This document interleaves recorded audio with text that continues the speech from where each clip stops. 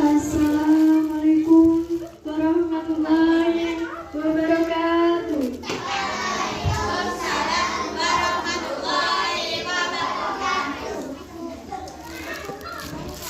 Kisah Nabi Muhammad SAW dari lahir hingga wafat. Umat Islam sudah sering memperingati Maulid Nabi sebagai peringatan hari lahir Nabi Muhammad SAW. Bagaimana kisah perjalanan hidupnya sampai wafat dengan memberikan pelajaran meskipun tidak selalu mudah dan bahagia. Rasulullah tetap mendapatkan tantangan dan cobaan dari Allah. 1. Kelahiran Nabi Muhammad SAW. Nabi Muhammad lahir di Makkah hari Senin 12 Rabiul Awal pada tahun 571 kalender Romawi.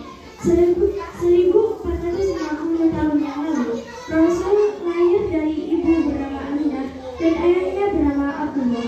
Rasulullah SAW pernah ditanya mengenai puasa pada hari Senin. Lantas beliau menjawab, hari Senin adalah hari aku dilahirkan. Tahun tersebut juga disebut sebagai tahun gajah, yakni tahun ketika pasukan gajah di bawah pimpinan Abraha Gajah tengah menyerang Ka'bah. Allah Subhanahu wa Ta'ala pun menghentikan aksi mereka dengan segala kebesarannya. Burung agamanya pun datang menjatuh batu-batu untuk mendatangkan wabah penyakit. Kisah kelahiran Nabi Muhammad ini ada di dalam surah Al-An'am yang memiliki arti tahun gajah. Rasulullah lahir di masa ini dan dibesarkan sebagai anak yatim karena ayahnya Abdullah telah meninggal dunia sebelum usianya genap 3 tahun. Semasa kecilnya akhirnya dibesarkan oleh kakeknya Abdul Muthalib. Pada saat Nabi lahir, seorang ibu bernama Halimah Syariah dengan ikhlas mau menyusui Muhammad meski asinya sulit keluar.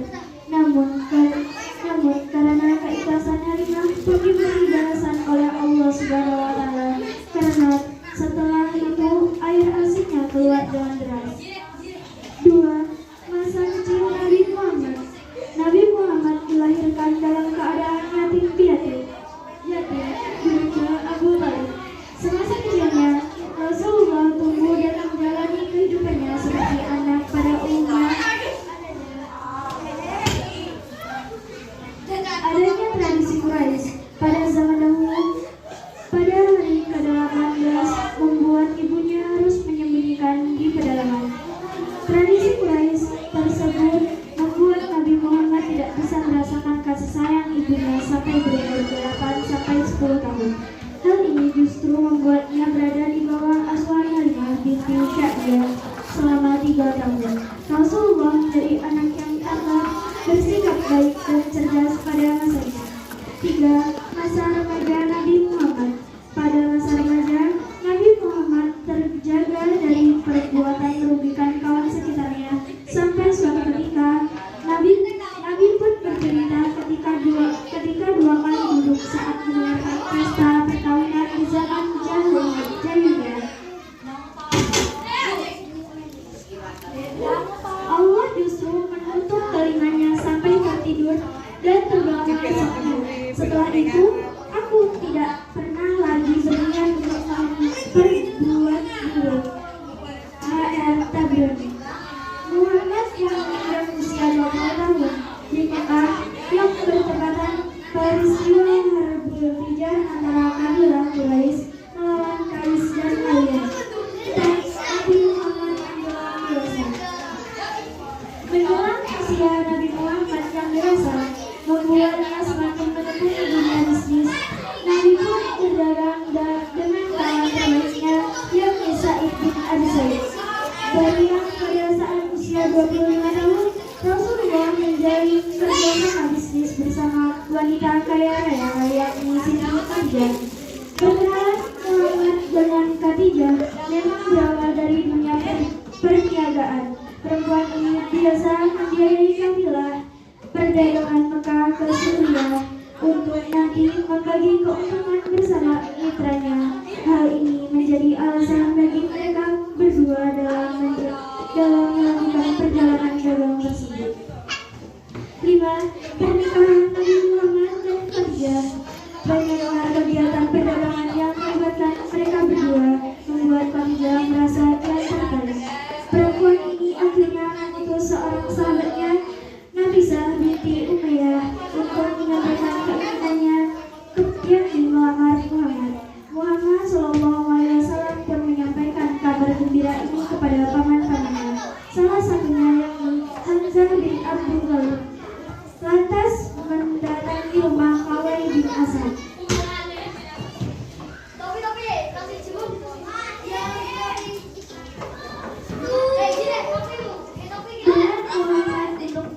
Untuk melamar Khadijah. Maka menikahlah mereka berdua ketika Nabi berusia 28 tahun. Nabi Muhammad mendapatkan wahyu pertama. Sebelum jadi Rasul, Nabi Muhammad sudah mendapatkan beberapa karunia istimewa dari Allah seperti wajahnya terlihat bersinar dan bersih. Hal ini nyatanya menjadi pertanda kebesaran Allah yang menandakan akan datangnya Nabi terakhir dengan kedudukan tertinggi sampai akhir zaman. Nabi Muhammad akhirnya memulai dakwahnya secara terang-terangan pada keluarga yaitu kalangan Bani Hashim. Hanya Ali bin Abi Thalib yang mau menerima dan memutuskan untuk beriman kepada Allah, sementara Abu Thalib ikut melindungi Rasul saat berdakwah. Dakwah secara terang-terangan ini selalu mendapatkan pertentangan oleh kaum Quraisy. Bahkan beberapa orang menuduh Nabi Muhammad dan melempar kotoran ke tubuh Nabi. Abu Jahal dan Abu Lahab sebagai pamannya bahkan tidak ikut menentang Rasul selama berdakwah. 8. Pertentangan dari kaum kafir Quraisy. Bernama dengan kaum fakir Quraisy karena Abu Jahal dan Abu Lahab menentang dakwah Rasulullah. Keduanya bahkan sempat mengintimidasi pengikutnya agar meninggalkan Nabi. Mereka khawatir jika ajaran dari Muhammad tidak bisa merusak agama nenek moyang yakni menyembah berhala. Banyak dari kaum Quraisy yang mencoba segala cara untuk membunuh Nabi Muhammad. Mereka juga memberikan uang tebusan pada Abu Thalib agar membiarkan Rasul wafat. Rencana pembunuhan ini pun sering melibatkan orang luar agar tidak mengadakan perang saudara. 9. Perintah berzakat di zaman Rasulullah.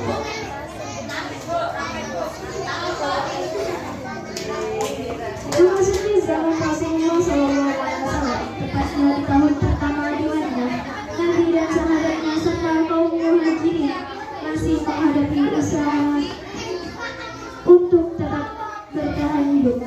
Hal ini karena tidak semua dari mereka merupakan orang berkecukupan, kecuali Utsman bin Affan. Kondisi kaum muslimin yang sudah mulai sejahtera di tahun kedua Hijriah barulah muncul perintah zakat. Nabi Muhammad SAW akhirnya langsung mengutus Mu'adz bin Jabal untuk menjadi kadhi di Yaman. Rasul pun memberikan nasihat kepadanya agar menyampaikan pada ahli kitab tentang hal ini. 10. Perintah kurban di masa Rasulullah. Nabi Muhammad melaksanakan perintah kurban ketika sedang melakukan haji wada di Mina. Saat itu Rasulullah menyembelih sebanyak 100 ekor unta. Beliau melaksanakannya sendiri pada 63 ekor sementara yang sisanya ia serahkan kepada Ali bin Abi Thalib. Penyembelihan ini Nabi Muhammad dilakukan setelah melaksanakan sholat Idul Adha. Perintah ini pun sudah ada di dalam surah Al-Hajj ayat 36 mengenai jenis hewan yang bisa umat muslim jadikan sebagai kurban. Sebagai umat muslim juga harus mengetahui cara menyembelih dan tujuannya. 11. Wafat Nabi Muhammad. Abu Bakar sebagai sahabat Nabi Muhammad yang sedang tidak di Madinah terjadilah peristiwa sangat menyedihkan. Rasulullah wafat bersamaan dengan turunnya wahyu Allah, yakni surat Az-Zumar ayat 30. Artinya, sesungguhnya kamu akan mati dan sesungguhnya mereka akan mati pula. Nabi Muhammad mulai sakit di bulan Sa'far tahun 11 Hijriah. Beliau sakit kepala dan demam hingga akhirnya membuat suhu tubuh meninggi. Kondisi ini terjadi selama kurang lebih dua minggu. Rasulullah akhirnya mengunjungi rumah istri-istrinya dan tiba di kediaman Aisyah dengan keadaan sudah lemah. Untuk mengenang beliau serta nilai-nilai Islam, buku Nabi Muhammad sang pejuang hebat Nabi Muhammad iman berisikan berbagai peristiwa dari sebelum beliau hingga wafat. Itulah tadi cerita